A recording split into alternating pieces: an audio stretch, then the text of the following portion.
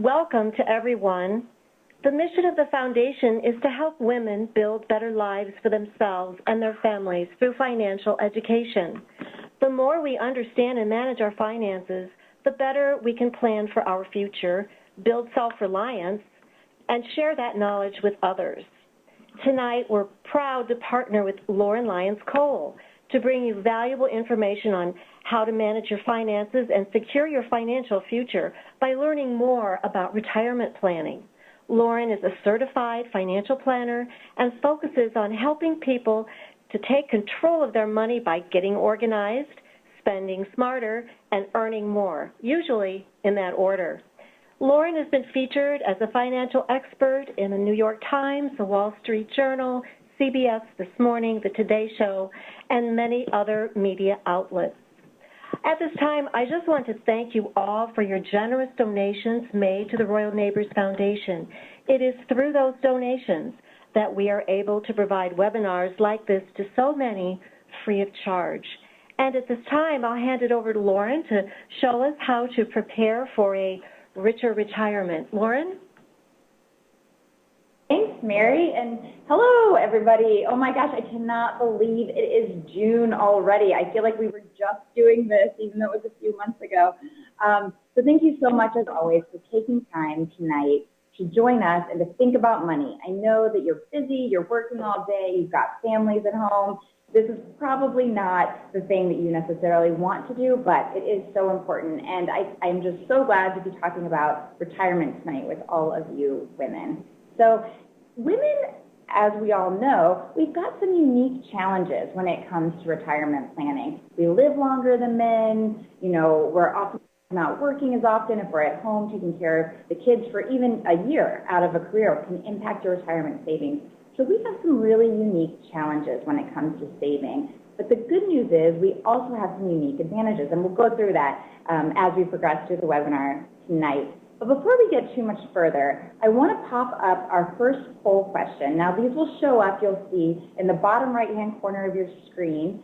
In the part where the Q&A section is, you'll see the poll question pop up. And the first question, I just want to get a good idea of where we're starting tonight and know how do you feel about where your retirement savings are tonight versus where you would like them to be? Are you very worried? Are you not worried at all? And if you just take a second, choose your answer and then hit submit, it'll collect all the data for us and we'll get a sense of where we're all at tonight. And while you're answering and while that's tabulating, this statistic is very striking to me. 80%, women are 80% more likely to be impoverished during retirement. And I think for any of us who have a mother or a grandmother or someone who has lived in retirement or maybe is living in retirement right now, you might have seen this. I certainly have.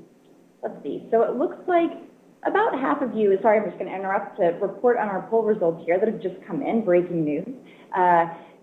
About half of you joining us tonight are moderately comfortable when it comes to planning for retirement. But we do have almost another half of you who are pretty concerned about it. And then a small percentage there, 8%, who are not worried at all. So for you, I'm so glad, and hopefully, you can still learn something from this webinar and perhaps share it with your friends or with your children or with other family members. But we are 80% more likely to be impoverished in retirement. And I know that the longer you live, the more your retirement savings dwindle down. And if you're not in retirement yet, you might be able to relate to this. For instance, if you've saved up some money in an emergency fund ever in your life, and then had a reason to use that emergency fund. And it's stressful, right? When you're taking money out of a savings account, even though you know you need it, and this is the reason you were saving up for an emergency, perhaps to replace the air conditioning or fix the roof of your home, or maybe you were unemployed for a little while. And when you actually have to use that money, it can be very stressful. Now fast forward and picture yourself living in retirement, no longer working, and having to draw down on those savings is stressful. And then the older you get, the more likely you are to not be living in quite as comfortable a situation. It's scary, so I can understand saving for retirement is scary. Those retirement calculators online can be really intimidating. They say that you have to have $2 million saved up. And many of us won't reach that level. I mean, it's just not realistic. So what can we do? And I guess that's the question. And so that's what we're talking about tonight. As I said, we live longer and we tend to earn less over the lifetime than our male counterparts. But here's the good news.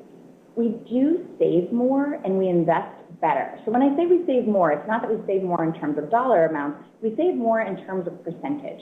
So if you've got maybe a brother or your husband or someone and you compare the percentage that you're contributing to your 401k to theirs, we tend to save a higher percentage, which is really good news. That means we're making good decisions. And then when it comes to investing, study after study shows, and I've said this before on previous webinars, that women are better investors. And there's a few different reasons that people assume this is true. We tend to pick an investment and then leave it alone, whereas men trade in and out of investments more often. We're also less confident, which surprisingly translates into better investing behaviors because we're more likely to seek out advice when we need it. So women really are very well positioned to set ourselves up for success from retirement, even though we have these challenges. So if you feel stressed or if you feel uncertain about your retirement, take comfort to a certain degree and know that if you're making the right decisions now, you won't be in a situation later in life that's very, very stressful. Today we will take control, right? So what can we do? Well, the first step is, of course, to contribute to your 401k. And so I've got another poll question for you guys. We'll throw it up there in the same little spot. And I just want to know a simple question. Do you make regular contributions to your 401k? So yes or no answer, and no, we got it. So let us know which one, hit submit, and again, we'll wait for the results to tabulate.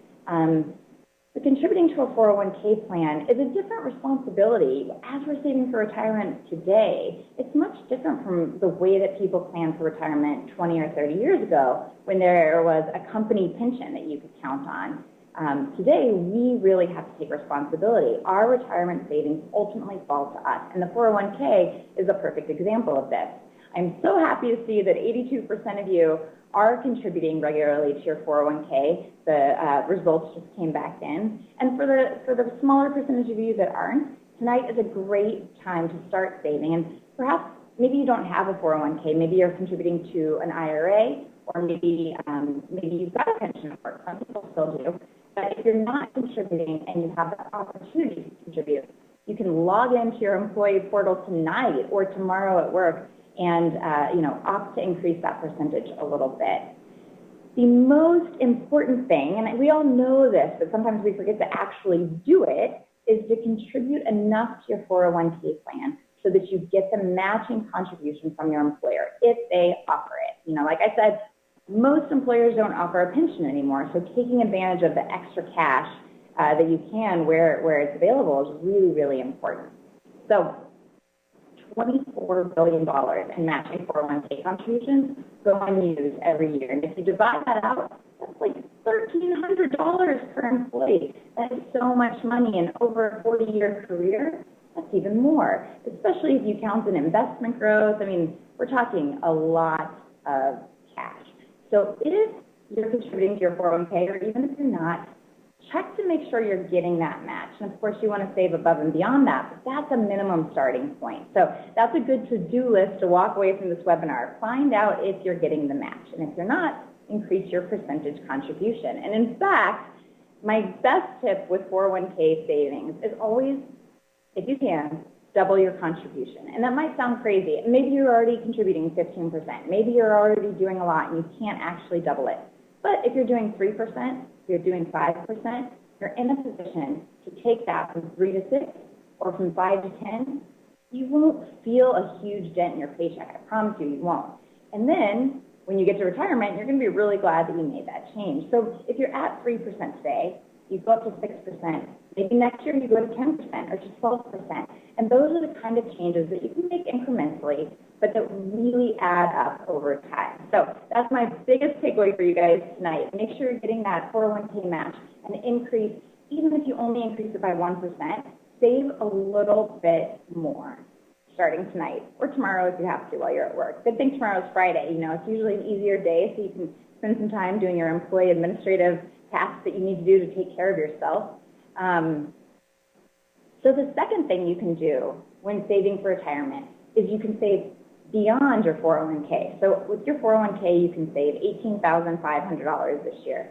And then you can also save $5,500 in an IRA. Now, the type of IRA you qualify for varies depending on your employer and your age, and also your income, your yearly income. So there's a lot of different variables, and determining which one is right for you can be a little bit complicated, but it's relatively easy to make a phone call either to your bank or a financial advisor if you have one, an accountant if you have one that you trust and work well with, or even just a brokerage firm like Vanguard or Fidelity. They can answer that question for you by going through the checklist. But saving for retirement is a really, really important thing to do in your 401k, but saving extra is even better. A traditional IRA is similar to how most 401ks are structured, where you save on money, you pay less in taxes today, but you pay taxes when you get to retirement. So essentially your retirement savings account becomes a way of paying yourself in retirement. When you pay yourself, you have to pay taxes on that. Now, if you save into a Roth IRA instead, you won't save taxes today, but you'll never pay taxes again. And that's important because when you get to retirement, that money will have grown exponentially. Whatever you invest today will be bigger at that point. And at that point, even though it's grown, you don't pay taxes. So a Roth IRA is a really helpful tool. Now, it's not always the better decision, though. A lot of times in the media or with financial bloggers, you hear the Roth IRAs are always best. But you can actually use a calculator to find out, based on your income and your age, how much you're deciding to save, if a traditional or a Roth IRA is going to do better for your current situation. So I actually did an example here. The calculator that I use is just bankrate.com. You can easily Google Roth versus traditional IRA savings calculator, and you can find this exact same tool and use it with your own personal numbers. But as an example, a Roth IRA versus a traditional IRA, for someone who makes $65,000 a year and is planning to contribute the full $5,500 for this year, if you're over 50, you can actually do $6,500 instead. But this person, for the example, is 45.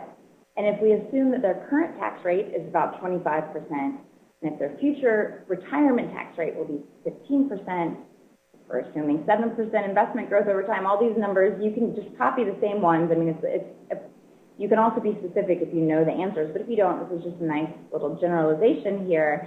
And you can tell that for this particular situation, a traditional IRA actually results in more money saved over the long run between the tax savings and between the investment growth. So just because a Roth IRA sounds great, and in many, many cases, it is a good option, especially if you don't have a 401k plan at work. But defaulting to just opening one without really doing the research might not be the best thing for you. So you want to make sure that you're doing all of the research first.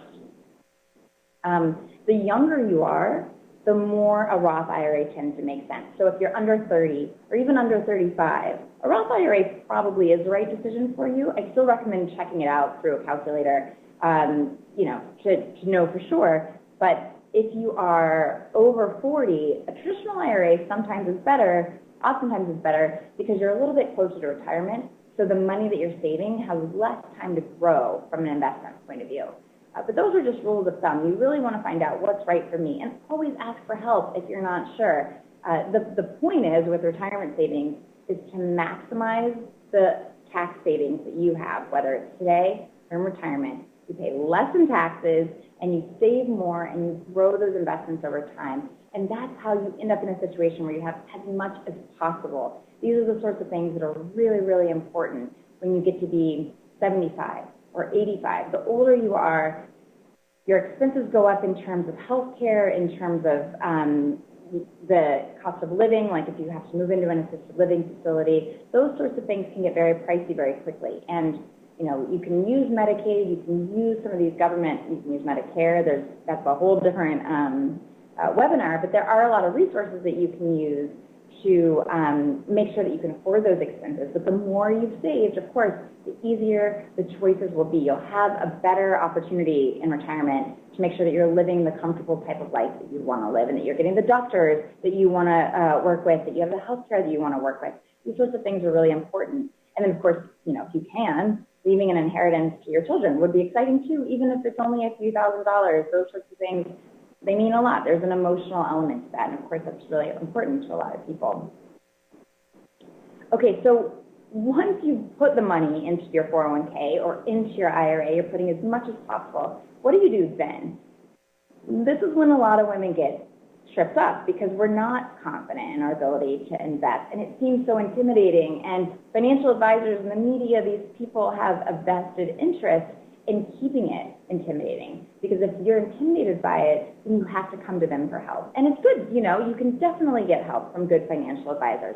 You can also do quite a bit on your own. And so even if you want to outsource your investment choices and have someone else do it for you, it still helps to understand the process and to ask questions and to work with someone who you feel like you have a good gut check on, you know. Like this person will answer all my questions, and I feel like this person is a teammate working with me. But investing really doesn't have to be that hard. Now, most people know who Warren Buffett is, and I love to tell this story because obviously he's one of the most wealthy men in the entire world. And he's an amazing investor, and he really, really knows what he's doing. He's got a ridiculous track record. But, you know, he's no spring chicken, so when he does pass away, he has said publicly that he wants the bulk of the trust that his wife will inherit if he passes away first. He wants that invested in a Vanguard S&P 500 fund. Really, really simple. That is simply a mutual fund that is invested proportionally in the 500 largest companies in the United States. So we're talking about Apple, we're talking about Google, we're talking about Exxon, these big, huge companies that really just track the U.S. economy. And that's what Warren Buffett, you know, probably the greatest investor of all time, thinks is the right choice for his wife. Now, you can't exactly take that and translate it into your own situation because you're likely dealing with a very different financial situation. You likely have different expenses. You might have different account setups than they have. But at the very least, that's a good way of realizing that investing doesn't have to be that complicated. Even though some people make a living doing it, and some people love doing it, as women, we can look for a good mutual fund that meets our needs, and we can feel pretty comfortable that that's fine and that we've made a good decision. We don't have to think about it. We can go on with our lives and not have to be too worried. So an S&P 500 index fund through a company like Vanguard is one option, and that's a very good option, but it lacks a few things that might come in handy when we're talking about investing for retirement. Because it's just focused on the 500 largest companies in the U.S., it can only perform as well as those companies do. And of course, as we saw in 2008 and 2009, sometimes the U.S. large companies don't do great, and sometimes you can lose money in that way. And that's part of investing. Obviously, those companies have rebounded. Anyone who kept their money in the market has, you know, recovered since then. And the reality is the markets will go down again. They will come back up. That's just the way that it works. And it's not something necessarily to be afraid of. It's sort of like a fact of life, unfortunately. But because it's focused solely on American large companies, you miss out on investing in companies like smaller companies in a developing nation, like Turkey or South Africa or China. You're not benefiting from those companies and how those companies might grow over time. So investing in a target date fund, which you've probably heard, I think all 401ks at this point offer a target date fund. It might be called a target retirement fund, a life cycle fund. What these funds do is they identify your age, and they say, based on your age, this is the amount of investment risk you should be taking on. And it's a really good way to get exposure, to get invested in companies that are outside of our daily knowledge. Everyone knows about Apple. Everyone knows about Amazon. But we don't know about those companies in China, perhaps, that we might benefit from. So a target date fund is looking at how old you are. The younger you are, the more risk you can take on. And it's sprinkling your money around to lots of different investments. As you get older, the target date fund recalibrates, and it becomes a little bit more conservative. You know, maybe if you're 55, they're going to put a lot of money out of the stock market and into the bond market, and so that makes it a little bit more conservative. The great thing about these is it's one fund. It's just one mutual fund. All you have to know is your age, and you have to know that you can choose this fund, and they will take care of the planning for you. Over time, you know, the stock market grows at about 8% per per year. So over time, even though some years it will be down a lot, some years it might be up a lot, it'll even out. And really, truly, investing is it's the number one way to create financial security in America today. Your wages won't increase as fast, the value of your home won't increase as fast, certainly the money in your savings account won't increase as fast. Investing is really the way to make your money work for you. But you have to be able to stomach the downturns, and you have to be able to look the other way and not panic and not take your money out of the market, because then you miss out on the upside. So when it comes to investing, we could talk about it all day. In fact, we have webinars. We've talked a lot about investing. There's a lot you can read. There are great books out there. The reality is you might not be that interested in it. You might be more interested in doing something totally different. You might want to garden. You might want to, cook something. You might want to play a musical instrument. There might be lots of other ways that you'd rather spend your time than learning about investing. And if that's the case, perfectly okay. And just know that this is a good option. It's a solid choice. You can pick one mutual fund and not worry too much. But again, you've got to be investing in your 401k as much as possible, ideally saving a little bit in an IRA as well, and then making sure that money is invested. Too often I see clients who come to me and they've got a 401k that they've been diligently contributing to, but all of those contributions are sitting in cash because they never selected a mutual fund. So that's another really good takeaway and a good action item for tonight, is to log into your employee portal or to your IRA and see, where is my money? What is it doing? Where do I have it? If you've got it in all kinds of crazy places, it might be a good idea to consolidate and talk to your financial advisor, talk to someone you trust, and find out if you should make some changes. This is a good chart. You see it all over the place. You might have seen it before, but investing $5,500 in an IRA, if you start at age 24, so within, a few years after graduating college, and if you do it every year until you're 67 years old, you will have nearly $2 million in savings. That's if it's, being invested, and you picked your target date mutual fund, and you know that you're not just leaving your money in cash. The money has to work for you. That's how it gets that nice curved line where you see that it's growing exponentially.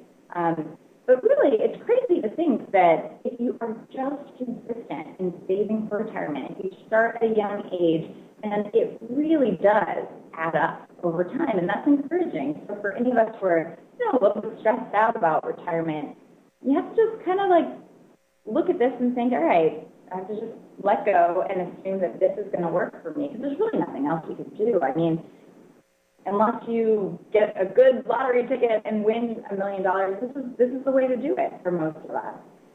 These approximate IRA balances on the side, you can see a little bit of a good gut check to see where do I fall? Am I on track to hitting this $2 million mark? So if you're only 30, if you've managed to save $50,000 in an IRA, which might sound like a lot, maybe you're nowhere close to that, that's okay. But if you've managed to save that much, then you're on track, actually, to being a millionaire. Amazing news. If you're a little bit older, the numbers jump up quite a bit. And a big part of that is because saving younger and investing more helps your money to grow exponentially. But this, it's a good gut check. You can see where you're at. And if you're really far off from those numbers, don't feel discouraged. It's a good opportunity, again, to double your 401k contribution. Make sure that you're investing appropriately. Just do everything right that you can right now, and that's great. $2 million in savings over the course of a retirement, if you withdraw that evenly over time, it's about $50,000 a year in retirement income. And we'll talk about Social Security, but you'll also have, you'll have other sources of retirement income. It's not just that, but it's a good understanding to know, okay, if I'm making about $60,000 right now and I'm saving $5,500 and I'm investing it, and you can kind of start to work backwards without using one of those scary calculators, and just get a sense that you're on the right track. Or if you're not on the right track, to get your act together. This is an interesting chart too. I mean, truly, it's never too late to start, but you'll have to save more in order to get to the same place, or even to get as high as you possibly can. So in this example, someone who starts saving at 24 years old, just doing, the same, what we have here, it's about $5,500 a year, is the calculations for the purple line. So they'll hit close to $2 million by 67. which, by the way, is kind of the new retirement age for most of us. I mean, some of us will get to retire at 65, some at 66, some at 67. I think that number will keep inching up. So the younger you are, the longer you need to plan to work. Make sure you like your job, or you switch to a second career that's more engaging if you don't. Now, if you start a little bit later, if you start at age 40, then you're going to need to save a whole lot more. I mean, we're talking, this is $15,000 a year and investing it. If you do that for 27 years, from age 40 to age 67, you'll have about $1.5 million. You're still a millionaire. It's amazing. But finding $15,000 in your budget on an annual basis is probably pretty tough. So that's why starting younger, tell your daughters to start younger, tell your nieces and your nephews, your sons, tell everyone, the younger you start, the more money you can accumulate through the power of investing. So the fourth step to having a richer retirement, oh, you know what? I just realized, oh yeah, okay. The fourth, I'm going to throw up another poll. So we've got, the question is, what age do you plan to start taking your Social Security benefit? And we just talked about Social Security recently in one of our previous webinars, and it's the sort of thing where a lot of people don't really think about it. They just assume, oh, yeah, I'll take it when I need it. But planning ahead, in fact, when you're in your 50s, if you start, even younger if you can, if you start thinking about retirement, you start thinking, at what age am I really going to need to start withdrawing Social Security? Then you have a lot more options. If you want to start younger, there's a strategy to that. And a lot of people, the vast majority of people, are in a position where they don't have a choice. And at 62, they have to begin withdrawing their Social Security benefits. But you can take it up until age 70. Really, past 70 doesn't make much sense. But between age, for most of you who haven't retired yet, your retirement age is probably 66. So between age 66 and 70, your Social Security benefit will grow by 8% each year. And if this is interesting to you, definitely check out the webinar that we did before about Social Security, because it's a very complex topic. It's very interesting. It is a topic that changes and will probably continue to change from a political perspective. So staying on top of recent trends is really important. And it looks like most of you plan to take it. You're not planning to take it early. Most of you are planning to take it at your normal retirement age, or maybe delaying a few years, which is really good. But in order to make that happen, a lot of times you've got to plan to make sure you can work from age 60 until 65 or 66. Sometimes your current employer isn't the best place. Sometimes it is. Sometimes you've got a lot of seniority, you've got great health benefits, and you want to stay where you're at. That's great. But if you don't love your job, or if you're burnt out, or you just want something different, or maybe you think you can make more money somewhere else, maybe consulting, those sorts of things, you want to start planning for that long in advance. It can take up to 2 years to make that transition, and it can require reaching out to contacts, doing networking, LinkedIn. Maybe you need some new skills. You might need to go to community college and train yourself on something so that you can actually make that transition. But thinking about those things well in advance will put you in a position of power, so that you're not making this decision based on necessity, but more out of the life that you want to live. And so with Social Security, just some background stats, the average benefit for a couple is just over $2,200. So, if you do the math on that, it's not that much over the course of a year. But if you've got a good amount of retirement savings, you can combine the two together and come up with a pretty good standard of living, especially if your home is paid off, or if you sell your home and decide to move to a smaller home, or maybe a condo, and maybe downtown where you don't need a car, you can walk around. It makes getting older a little bit easier, and it also it frees up more cash, which is a really good thing. Here's the kicker, though. So for a couple, the average is about $2,200. But if your spouse passes away before you, your Social Security benefit will decrease. And this is a really important thing. A lot of people don't realize it. I've seen it happen time and time again, where you get used to living on one standard, if it's $2,200, and then someone passes away, which is enough of a challenge to deal with. You've lost your partner. You're dealing with the emotional aftermath of that. And then it's like Social Security benefits kick you while you're down, and they cut your benefit practically in half, or in half. And that can be it's like cold water to the face. It is a lot to deal with. That's especially important if you happen to be paying student loans, perhaps for a child that you put through college, or still paying a mortgage. If you have any sort of debt obligation, this can be very, very difficult. And this is where women are 80% more likely to end up impoverished in retirement, because we get to this point. And if we haven't planned ahead and thought through it, it's really sad. And 76% of Americans over the age of 80 depend on Social Security for the majority of their income. And so if the majority of your income is only $1,200 a month, depending on where you live, maybe that's enough, but it's never going to be where you really feel comfortable. That's why saving is important. That's why investing is important. That's why delaying your Social Security benefit as late as possible is important, so that it can grow and be a little bit bigger each and every year until you actually start withdrawing it. So a little bit dark to think about, but if you look at your family members, if many of them were living into their 80s or even their 90s, I have a great grandmother who lived to be 102, so I really have to save a lot for retirement and plan ahead. But if you know that you expect you're pretty healthy, if you think you're going to live a good long life, make sure you have the financial resources in place so that you can enjoy it and not be stressed and not be a burden on your children or on anyone else. So starting to look at these things can really, really help. Social Security has a great online tool that allows you to log in with your Social Security number and find out how much you can expect in benefits. And you can use, they have all these great calculators.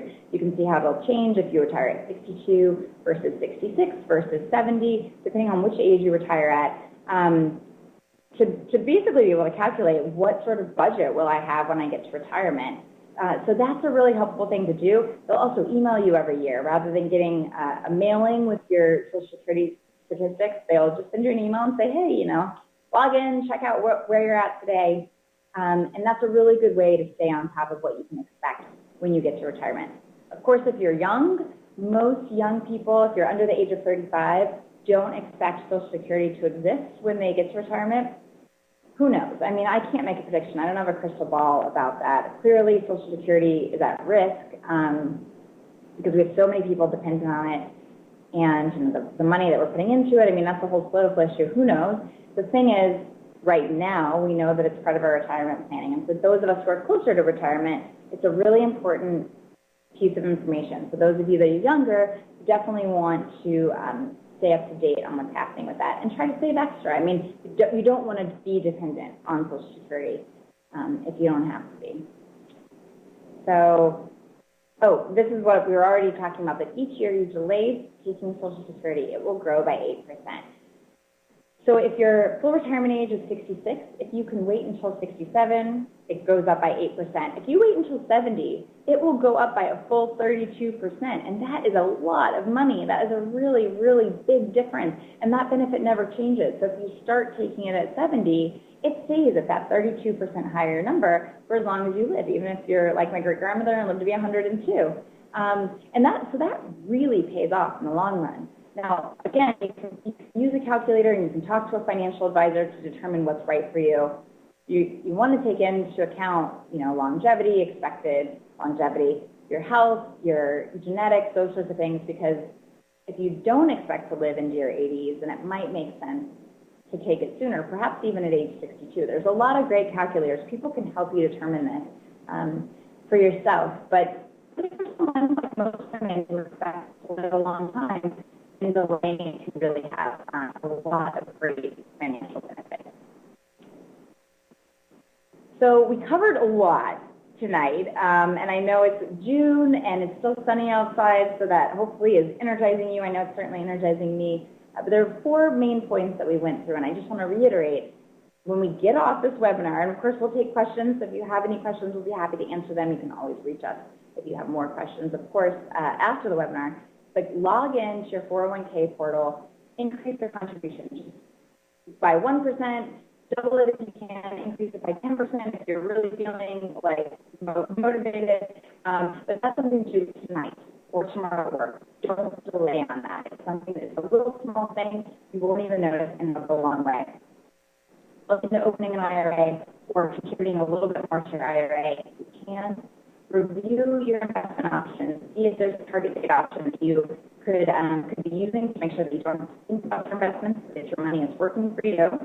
And then you can also do this tonight. Create a My Social Security account online. Really cool, great tools, and it's a great way to incorporate that into your overall retirement planning. So if you do all of these things, you know, it's a lot of work, but when you get to be 60, 62, 65, 70, whatever age it is that you retire at, you'll be really, really glad and planned ahead. You'll feel more at peace, and you'll be able to enjoy retirement rather than continuing to work or feeling like you don't have control over your future.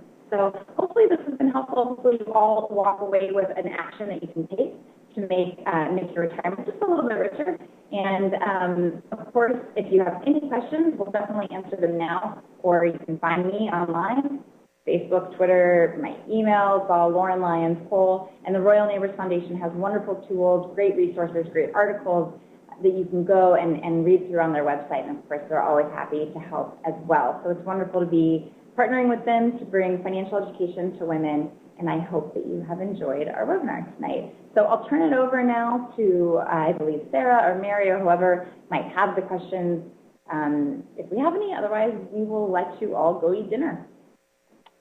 All right. Our first question is it more important to pay down debt, i.e. mortgage, student loans, credit cards, or use that money in your retirement account? It's such a good question, and it's so relevant today because so many of us have competing financial priorities between, even if it's just a mortgage, but student loans, credit card debt, those are really, really distracting and kind of stressful financial obligations to have hanging over your head. The one rule of thumb I would generally say is that if we know that investment growth is on average about 8% per year, historically speaking, then you can evaluate your debt based on that number. So if you have a mortgage that is at 3% or 4%, you're much better off taking your money and putting it into a retirement account, investing it, rather than paying down the debt, because the gain that you stand to earn is much greater at 8% than it is at the gain you earn by paying down the debt faster. Now, student loans are kind of in the middle because a lot of times they will be right at 8% or maybe they're 6%. In that case, I would say, you know, maybe split it up, do half of your extra cash to your student loans, half towards an IRA or towards your 401k. But if we're talking about credit card debt, the average interest rate is like 15%. That is always the first priority. You know, you can still make sure you're getting your employer match with your 401k, so don't leave free money on the table. But definitely pay down the credit card debt with every extra penny that you have until that's gone, so that you can move on and be free of that sort of obligation. So hopefully that answers your question. If I change jobs, what happens to my 401k account? Should I take it as cash? Can I roll it into an IRA? If you change jobs, which so many people do these days, we're so likely to switch back and forth, especially the younger generation. If you change jobs, I would recommend taking your 401k with you. And the reason is you want to stay organized. Staying organized is the biggest challenge when it comes to your finances. And so consolidating all of your retirement funds into the same place goes a long way with helping you do that. So if you are at a new job where you have a great 401k plan that you really like and you're going to be contributing to, you can roll over your old 401k into the new 401k, and that's perfectly fine to do. If your new job doesn't have a 401k plan, or if the fees are very high, or something isn't great about it, then you can bring the old 401k into a rollover IRA at your brokerage account, which could be Vanguard, Fidelity, Charles Schwab, wherever it is that you like to go. You can just bring your 401k there. Don't take it out in cash because there will be tax consequences associated with that. So you want to just take it and roll it over to another retirement account, depending on what options you have available to you. But don't delay either. The longer you put off doing that, the harder it gets to become. So a good tip that I always tell people, when you're rolling over a 401k, it's not like a one-line to-do list item. It's a project with multiple to-do list items. You've got to call your new place, find out what your options are. You got to call your old place, find out what you got to do to roll over the 401k. You're going to have to fill out paperwork. You're going to have to sign things. You might have to get it notarized. You might have to fax or email or whatever. So it's really a project that's going to take you a few hours, perhaps stretched over a few days. So the sooner you start, the more likely you are to finish the project. And when you break it down piece by piece like that, it's a lot easier to tackle.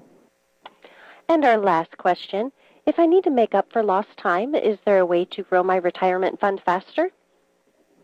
So that's a good question, and in fact, there are so many things you can do. If you're making up for lost time, it's not like a lost cause. There is really a lot. So there's really like 3 different ways you can go about this. Number 1, you could plan to work longer. So if you need a few extra years to save because you're behind the savings game, those extra years when you're working actually make a huge difference because they're years that you're not withdrawing from your savings account, which is great because your savings account gets to keep growing. And then there are extra years where you have earned income so that you can contribute more to your retirement savings. So working a few extra years, honestly, even 2 extra years, can make a massive difference in your financial health over time. Now, another thing you can do, of course, we've got catch-up contributions for both 401ks and IRAs. So if you're in a position where you can save above and beyond the regular limits, saving more is, of course, a great idea. Not everyone's in that position, I understand. And so if money is already kind of tight, you're balancing a lot of things, another thing you can do, which I recommend working with a financial advisor or someone you trust to help with this strategy, but you can actually take on a bit more investment risk than you might think. So if you're someone who's very nervous about the stock market, and let's say you're 60 years old, you might actually be able to keep your money in some, blue chip investments, some very good investments, perhaps an S&P 500 index, which will still go up and down. So you might lose a little bit of money some years, but it has the opportunity to grow a lot faster than if you move it into safer investments, which is the traditional wisdom as you approach retirement. But if you're behind, you've got to make up time. You're either going to work a few more years, save more money, or invest a bit more aggressively. And those are really your options at that time. So again, you can always consult your bank, consult a financial planner, consult an accountant. Ask for help managing those sorts of things because it's a lot better to plan in advance. Give yourself 2 years at least to make some of those decisions if you're able to, or even longer, of course. And even getting a part-time job while you're retired just for fun is another great way to drum up extra funds. There's a lot you can do. You have a lot of power and control over your situation. You don't have to just feel overwhelmed and discouraged and bury your head in the sand. You really have a lot of control. And that was all of the questions we have. Great. Well, again, thank you guys so much for joining on this lovely summer evening. I hope it's beautiful wherever you are. I hope you have great dinner plans. Definitely reward yourself for taking time out of your busy schedule to focus on you to take care of your retirement. And don't forget to check off 1 or more of those action items, the 4 steps that we talked about tonight, so that you can have a richer retirement as well. And let us know if you liked this webinar, if you didn't like this webinar, if you have more topics you'd like us to cover. We're totally here to help you and to serve you. So please do let the Royal Neighbors Foundation and myself know. So thanks so much and have a great evening.